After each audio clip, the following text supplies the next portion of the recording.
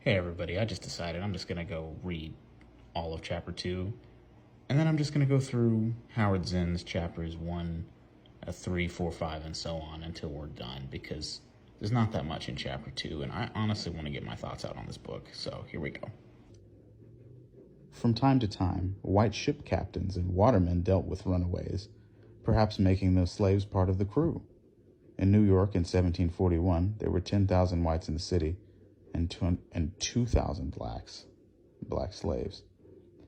It had been a hard winter, and the poor, slave and free, had suffered greatly, when mysterious fires broke out.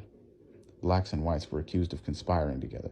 Mass hysteria developed against the accused. After a trial full of lurid accusations by informers and forced confessions, 2 white men and 2 white women were executed.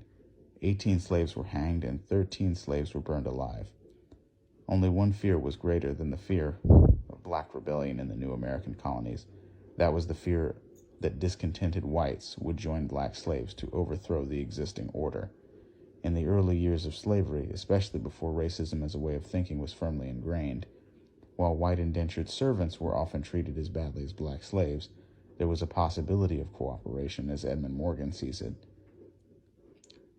There are hints that the 2 despised groups initially saw each other as sharing the same predicament.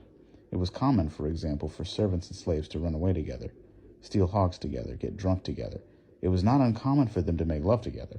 In Bacon's Rebellion, one of the last groups to surrender was a mixed band of 80 Negroes and 20 English servants. As Morgan says, masters, initially at least, perceived slaves in much the same way that they had perceived servants: shiftless, irresponsible, unfaithful, ungrateful, dishonest. And if freemen with disappointed hopes should make common cause with slaves of desperate hope, the results might be worse than anything Bacon had done. And so measures were taken, about the same time that slave codes involving discipline and punishment were passed by the Virginia Assembly.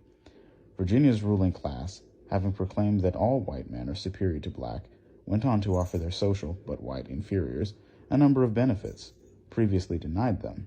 In 1705, a law was passed requiring masters to provide white servants whose indentured time was up, with 10 bushels of corn, 30 shillings, and a gun, while women servants were to get 15 bushels of corn and 40 shillings. Also, the newly freed servants were to get 50 acres of land.